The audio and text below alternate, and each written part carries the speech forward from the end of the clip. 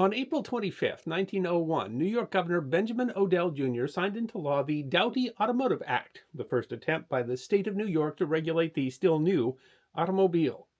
Among its requirements was that any owner of a motor vehicle register that vehicle with the Secretary of State and prove their registration by prominently displaying their initials somewhere on the car.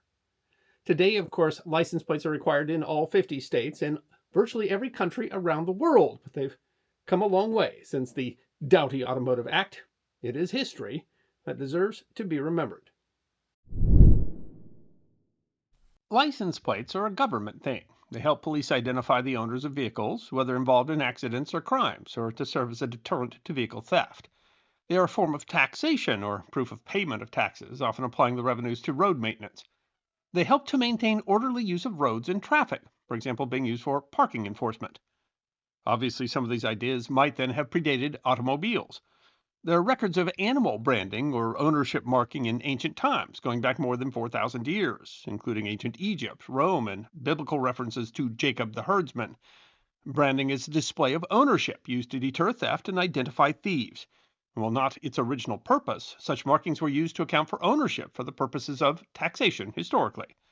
Likewise, vehicle registrations predated motor carriages. For example, a note by 18th century French draftsman Gabriel de la Saint-Aubin records that in 1749 a Paris gendarme suggested to King Louis XV that carts in Paris bear some form of vehicle identification in order to deter crime. While it's not clear if any action was taken at the time, Louis XVI implemented a law in 1783 called an Ordinance for Rental Carriages that required that such carriages be registered with authorities and display their license prominently. Driven by increasing urbanization, the purpose was to protect the public safety by ensuring that rental carriages, essentially taxicabs, were properly maintained, safely driven, and their rates regulated. That issue wasn't unique to Paris. The website My San Antonio notes that the city council passed an ordinance April 1st, 1879, requiring all vehicles used for public hire to have affixed to them a metal plate with a license number and the number of horses required to pull the vehicle. In another vein, the United Kingdom passed a series of acts regulating locomotives starting in 1861. Among the requirements of the laws intended to protect public safety was that train locomotives had to be registered and inspected and have the registration prominently displayed. As the acts regulated mechanically propelled vehicles on public highways, they would eventually apply to automobiles and establish many regulations that would later be important to driving cars, such as speed limits, weight limits on bridges, a government organization for regulating vehicle traffic, in addition to registration and display of registration plates. The Locomotives on Highways Act of 1896 relaxed the speed limits specifically for the purpose of promoting the use of automobiles, which were severely restricted by the speed limits placed on trains. When the automobile was invented, there were so few of them that it didn't seem necessary to identify them with a license plate. Very few people had the means to buy a car, so it was easy to know who owned the noisy contraption that moved around without the help of horses, the website Road Trends explained in 2021. But things got more complicated when those automobiles began to be mass-produced. Their price went down and they became much more numerous. An ordinance in Paris in 1893 might have been the first to require vehicle registration, mandating that every motor vehicle had to display a registration number. The purpose was identification in order to enforce traffic laws. The website Logotech explains, these first license plates were rudimentary, typically made from iron, porcelain, or leather. They were hand-painted with the vehicle's registration number, generally produced by its owner. The size of license plates in the early days varied. The system was unique to Paris, not a national system. Luxembourg started requiring that vehicles' registration be displayed in 1895. Road Trends writes that in 1896 the first car license plates were registered in Germany. In 1898, the Netherlands was the first country to introduce a national license plate, which they called a driving permit. Norway, Belgium, and Spain followed suit in 1900. The website Road Trends notes that in 1900, Spain was the first country to require a car license plate with letters and numbers. The UK started requiring that motor cars be registered and display their registration with the Motor Car Act of 1903. The idea came to the United States in rudimentary form as early as 1898. Automobile historian Keith Marvin explained in the journal New York History in 1987. Any man or woman could conquer time and distance to a degree undreamed of in ages past, and the lure was irresistible. The number of automobiles in the United States grew from 8,000 in 1900 to 458,377 in 1910. But progress always exacts a price. With the new mobility and the new freedom came new dangers, new inconveniences, and new problems for state and local governments. The mind of government had to shift gears, so to speak, to deal with the powerful new machine, the privately owned motor car, which had burst suddenly upon a plodding, horse drawn world. For the public good, government had to control the automobile, and this called for a system that would identify individual automobiles and their owners. Marvin writes that the first vehicle registration in the U.S. may have been in Boston in 1898. The department had issued its first permit in 1898 in response to a written request by one Louis Knott of Pine Bank, Jamaica Plain, allowing him to operate his Stanley steamer on the city's parkways and boulevards in order to obtain access to downtown Boston. While there was not yet a requirement that the registration be displayed, Marvin writes that complaints by pedestrians that careless drivers would sneak up behind them and suddenly sound their horn, half scaring them to death, resulted in the requirement of a number plate for identification. Thus, the first requirements to display motor vehicle registration in the U.S. might have been to deter obnoxious honking. The requirement began, Marvin estimates, in 1900 or very early 1901.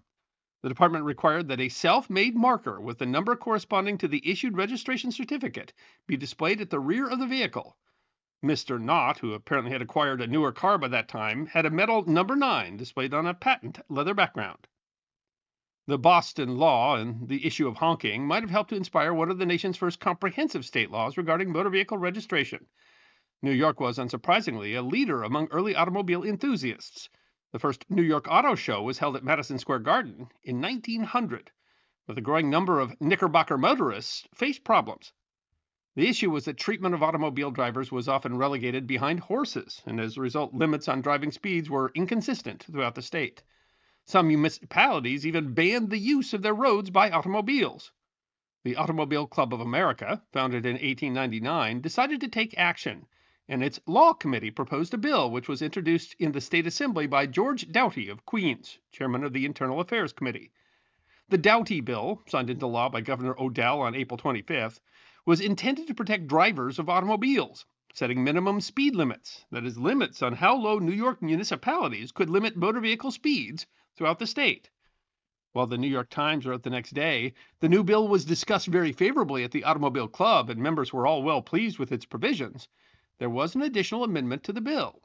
Every owner of an automobile or motor vehicle shall, within 30 days after the amendment to this section takes effect, file in the office of the Secretary of State a statement of his name and address, with a brief description of the character of such vehicle, and shall pay to the Secretary of State a registration fee of $1, upon which the Secretary of State shall issue to such a person a certificate stating that he has registered.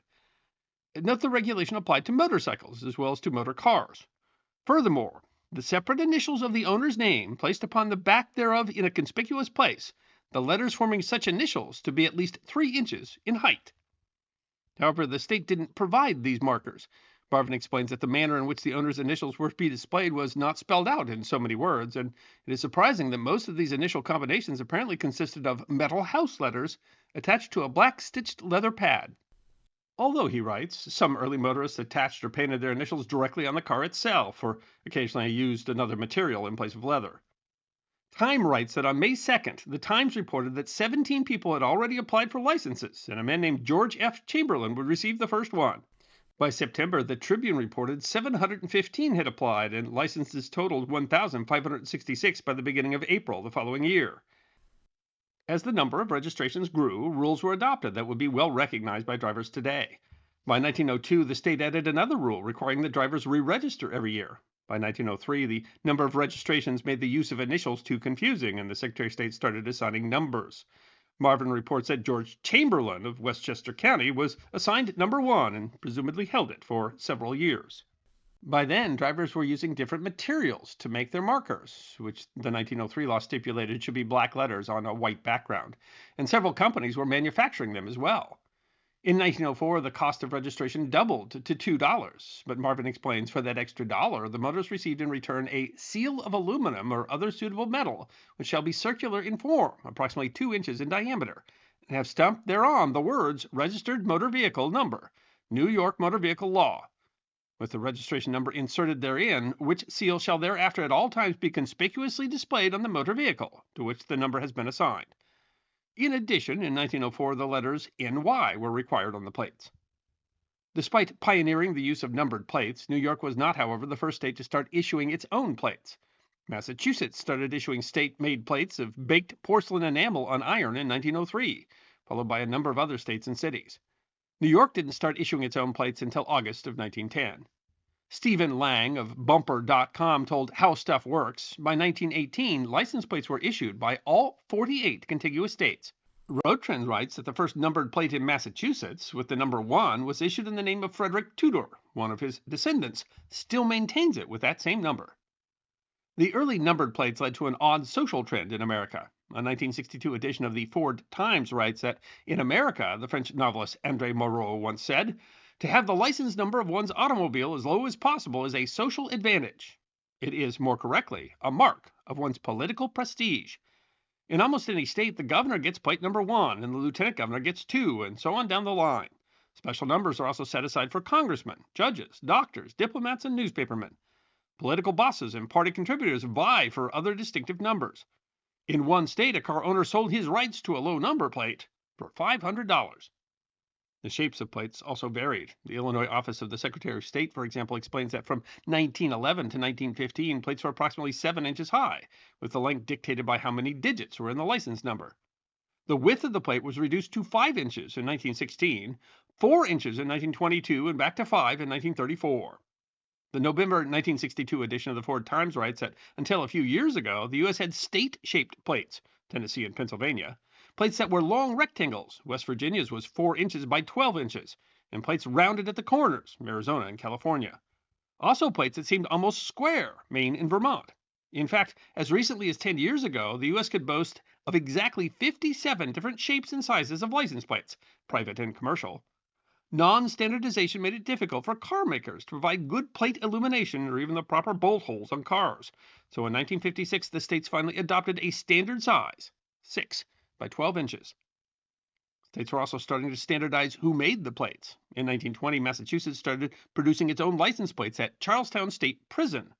During the Great Depression, many states started either manufacturing their own plates in a state prison or purchasing them made by prisoners in other states. The process became so common that serving time in prison was referred to as making license plates. An estimated 2/3 of U.S. states still produce license plates in prisons, making around 80% of the plates issued in the United States. California's Folsom State Prison runs through some 15,000 pounds of sheet metal to produce some 45,000 plates per day. While most states are requiring new registration and issuing new license plates each year by the 1920s, that process required a lot of material. The website License Plate Room explains that by the 1940s, some states started issuing tabs. These were the forerunners of today's registration stickers. Often the tab consisted of a small metal piece which would be clamped or inserted onto a license plate, so it could be used for more than just 1 year. Many states switched to the tabs to conserve metal during the Second World War. The use of stickers rather than tabs became widespread in the 1970s. The American Automobile Association website Your AAA Today writes that the manufacturing company 3M introduced high-intensity grade reflective sheeting in 1971, and states began to require the new material be used in the production of license plates in order to improve visibility, especially at night. In 1928, Idaho's innovation was to add the words Idaho potatoes on all its license plates. More states joined the trend, although it could be odd. In 1933, South Carolina used the slogan Iodine Products State on their license plates. Some states have maintained their slogans consistently, and others have changed them frequently. Placing the state motto on the plates resulted in some controversy. In 1977, the United States Supreme Court ruled in a 6-3 decision that the state of New Hampshire could not require a driver to display the state motto, "Live free or die," since the "or die" part violated his beliefs as a Jehovah's Witness. The court ruled that the state may not compel people to use their private property as a mobile billboard for the state's ideological message. The state had to change its law and not penalize people who covered up or removed the motto from their plates. License plates became a way to advertise your state, a process that improved when the License Plate Room explains the 1974 South Dakota plate became the first U.S. license plate to implement a screened graphic. 2 years later, the USA celebrated its bicentennial, and a number of states issued colorful graphic plates to mark the occasion. This would usher in a change in license plate design, which has lasted through today. Some states may have taken the idea to extremes. Wyoming law requires that license plate design to change every 8 years, and that the new design to be readily distinguishable from the previous design, but still must include the trademark bucking horse and rider. AAA Today writes that Pennsylvania became the first state to issue customized license plates, allowing drivers to add their initials to the plate, reminiscent of the early New York plates. That started a trend that grew in the 1960s of states allowing, within rules, the purchase of vanity plates. A 2007 survey found that some 9 million drivers were using vanity plates in the United States. By the 1980s, many states also started allowing the creation of specialty plates. These may represent university alumni, veterans, causes such as Alzheimer's awareness, commemoratives such as state centennials. Often the purchase of specialty plates includes a charitable donation. The variety is surprising. John Keegan, writing on the website Beautiful Public Data, says that as of 2023, the 50 states and the District of Columbia offered 8,331 different vehicle license plates. Most other nations don't embrace the variety quite as much as the US, however, with, for example, many European countries using a standardized EU format, featuring a blue band with the country code and a yellow background.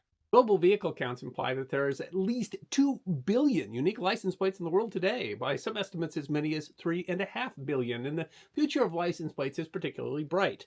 The new trend, digital license plates, has been approved in California, Arizona, and Michigan, and many other states to come.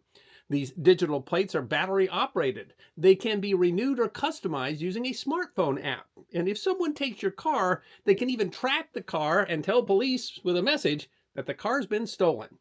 I think we can guess that if we all get to our flying cars, or even the ability to, say, take a personal vehicle to Mars, somewhere on there is going to be a license plate.